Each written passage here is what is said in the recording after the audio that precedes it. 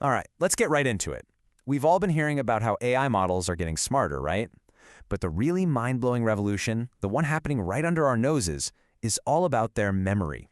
We're talking about giving AI a context window so big it's practically infinite. But turns out, doing that created one of the biggest engineering headaches in modern computing.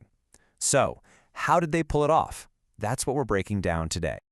Everything kicks off with this number right here, 10 million. As of right now, the top AI models can chew on a context of 10 million tokens. And since a token is, roughly a word, we are talking about millions of words of active, working memory.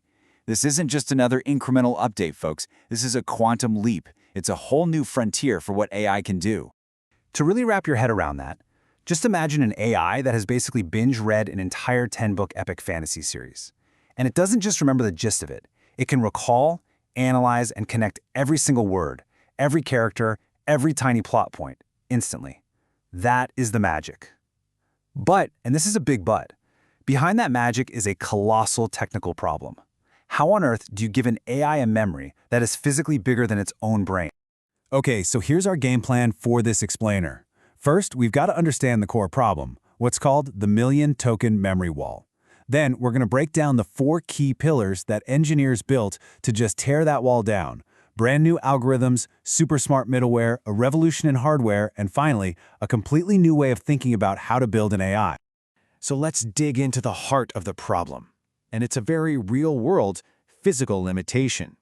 You see, as an AI's short-term memory, its context, started to grow exponentially, it slammed headfirst into the hard limits of the chips it runs on. And this is what engineers call the memory wall. To really get this, you need to know about something called the KV cache. Now, the best way to think about it is like a librarian's workbench. If you ask a librarian a question about a massive book, they don't go back and reread the entire thing from page 1 every time you ask a follow-up question, right? Of course not. They keep notes, they keep bookmarks, they keep key ideas on their workbench. The KV cache is that workbench for the AI. It's what lets it remember the whole conversation, the whole document, without having to start from scratch for every single new word it writes. And this chart just lays the problem bare. A single, top-of-the-line NVIDIA H100 GPU, the absolute workhorse of the AI world, has about 80 gigabytes of super-fast memory. But the KV cache, just the notes for a 1 million token context, can take up more than 200 gigabytes. The notes literally don't fit on the workbench. In fact, they don't even fit in the same room. That is the memory wall. And what makes this even trickier is that the AI's job has 2 totally different personalities. First, there's the prefill phase. This is when the AI first reads your huge document. That's all about raw number crunching. It's a compute-bound problem.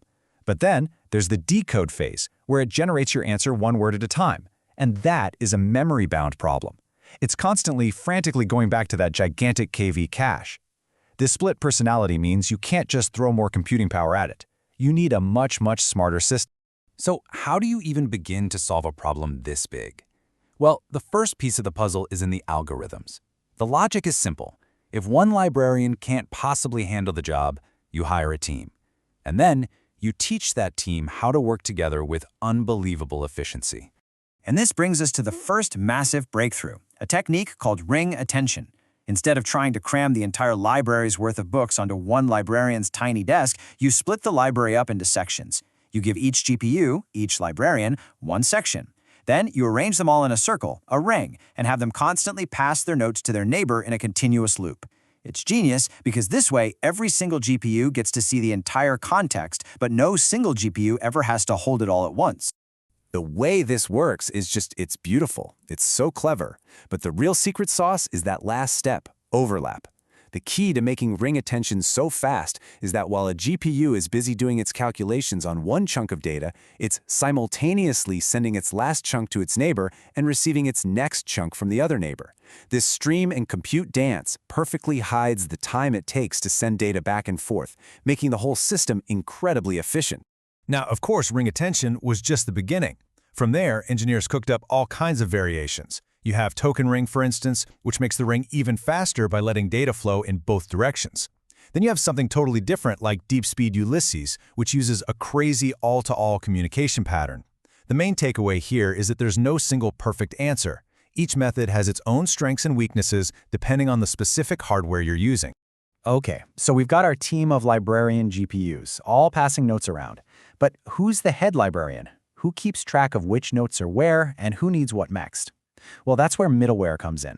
Think of this as the super sophisticated logistics system, the library's master digital card catalog that manages all this distributed information across an entire data center. And there are a few major players in this space, each with their own philosophy on how to solve this logistics nightmare. LM Cache's big idea was, hey, let's stop throwing away the librarian's notes after every query. It turns the KV cache into a valuable, shareable asset. NVIDIA's Dynamo acts like a master conductor with a really smart routing system. And then Disk KVLM takes this wild, decentralized approach, basically treating all the memory in the entire cluster as one giant, unified brain. NVIDIA Dynamo's smart router is a perfect example of just how clever this middleware is. See, the old dumb way was to just send a user's request to whichever GPU happened to be free. But the new way is KV cache aware.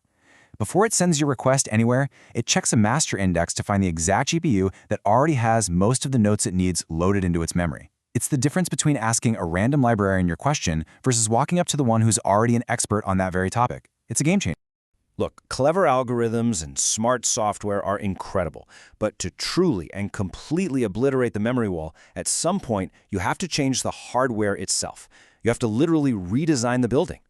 And for that, we have CXL, or Compute Express Link. This technology is an absolute monster. It's an open standard that lets a GPU connect to these massive external swimming pools of memory and treat that memory as if it were bolted directly onto its own circuit board. It's like building a gigantic, high-tech memory NX right next to our library that the librarian can access in a blink. This is the tech that truly shatters the physical memory barrier of a single device. But just connecting to more memory creates its own problem. Data traffic jams. Shuttling terabytes of data back and forth is slow. So the next big leap is something called CXL NDP, or Near Data Processing. And this is a total paradigm shift. Get this, instead of moving the mountain of data to the tiny little computation, you move the tiny computation to the mountain of data. The query gets sent to the memory device itself, which does some of the basic math right there and sends back just the tiny little result. This reduces data traffic by an insane amount. But the revolution isn't just happening in the hardware, it's also happening inside the AI's own mind. New models like Jamba are built on a completely hybrid design. They mix some of the traditional transformer layers, the ones that need that big, hungry KV cache, with a whole bunch of new, super efficient Mamba layers, which barely need a cache at all. By using mostly Mamba layers, the model's total memory footprint just shrinks dramatically. It's like teaching our librarian a new, ultra-efficient form of shorthand, letting them remember everything with just a fraction of the notes.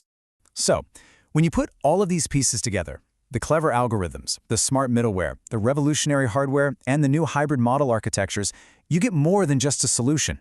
You arrive at a profound shift in how we even think about AI. We are officially in a new paradigm. This quote from the source material just sums it up perfectly. The biggest, hairiest challenge in state-of-the-art AI is no longer about raw number-crunching power. It's about logistics. It's about the absurdly complex problem of moving an AI's active thoughts, petabytes of intelligent memory, across an entire data center at basically the speed of light. And this has massive real-world implications. Think about a technique called RAG, Retrieval Augmented Generation. It used to be a search problem, right? You had to find the 5 most relevant paragraphs to give to an AI with a tiny memory.